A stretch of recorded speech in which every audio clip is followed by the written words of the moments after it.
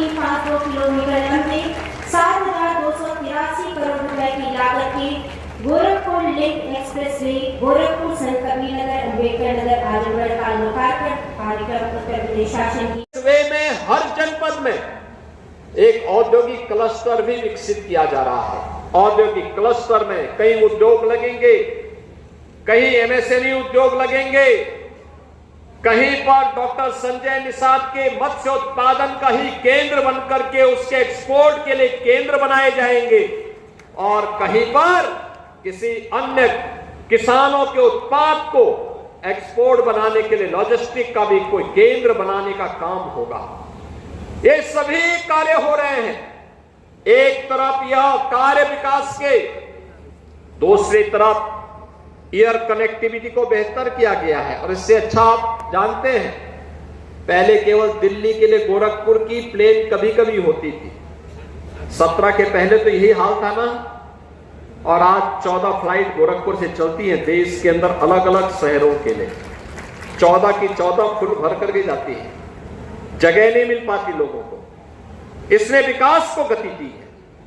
ऐसे ही केवल 2 एयरपोर्ट थे, लखनऊ और वाराणसी, बाकी कोई भी एयरपोर्ट ठीक ढंग से काम नहीं कर पाता था। आज 16 एयरपोर्ट काम कर रहे हैं। 4 इसमें इंटरनेशनल एयरपोर्ट हैं। कुशीनगर में भी इंटरनेशनल एयरपोर्ट, अयोध्या में भी इंटरनेशनल एयरपोर्ट, वाराणसी में इंटरनेशनल एयरपोर्ट, और साथ साथ लखनऊ में इंटरनेशनल एयरपोर्ट, और 5वां इंटरनेशनल एयरपोर्ट हम लोग जेवर नोएडा में दे रहे हैं, जो देश का सबसे बड़ा एयरपोर्ट होगा, सबसे बड़ा एयरपोर्ट। बहनों और भाइयों, यानी उत्तर प्रदेश एक्सप्रेसवे में भी देश में नंबर 1 पे बन रहा है, एयरपोर्ट पे नंबर 1 पर बन रहा है, एयर रेल कनेक्टिविटी में नंबर 1 पर। कितने लोगों ने रवि किशन की फिल्म देखी है? कितने लोगों ने देखी है? और फ्री में कितने लोगों ने देखी है? फ्री में नहीं देखी है, तो मैं उनसे कहूंगा कि एक फ्री में भी दिखा देंगे। यानी फिल्म भी फ्री और खाना भी फ्री। सहमत है ना? सहमत है ना? और उनका रामगढ़ ताल के किनारे आवास भी है, कभी कभी जाया करें, कभी कभी वहां जाया करिए। वहां लिट्टी चोखा खिलाएंगे आप लोगों को।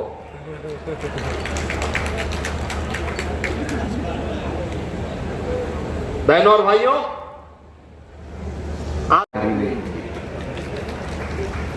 बहनों और भाइयों, कला का सम्मान होना चाहिए। आपने विकास पर अभी प्रणव सिंह का एक गाना सुना।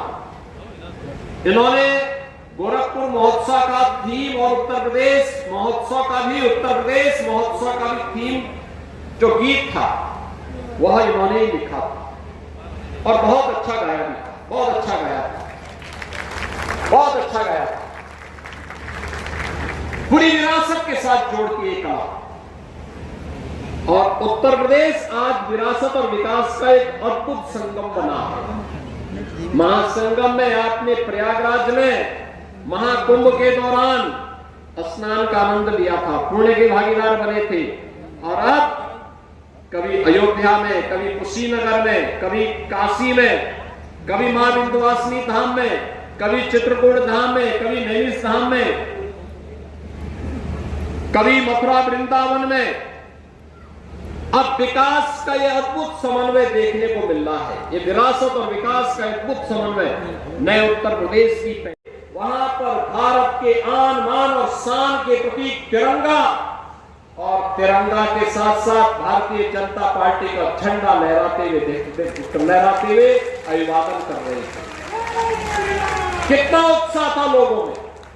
कोई सोचता था कि खजनी और बेलघाट सिकरीगंज ये क्षेत्र कभी एक्सप्रेसवे के साथ जुड़ेगा, 4 लेन 6 लेन की कनेक्टिविटी के साथ जुड़ेगा? कभी नहीं। लेकिन आज साकार हुआ, आज वो देखने को मिला। और वहां उद्योग लगेंगे।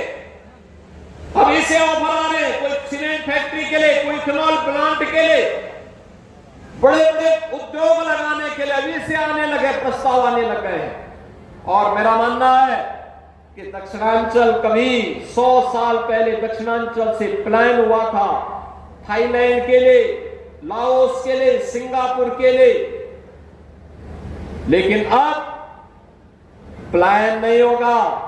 वहां के नौजवानों को वहीं नौकरी मिलेगी, वहीं रोजगार मिलेगा, वहीं पर उनके हाथों को काम मिलेगा और वे अपनी ऊर्जा का उपयोग देश के निर्माण में कर पाएंगे।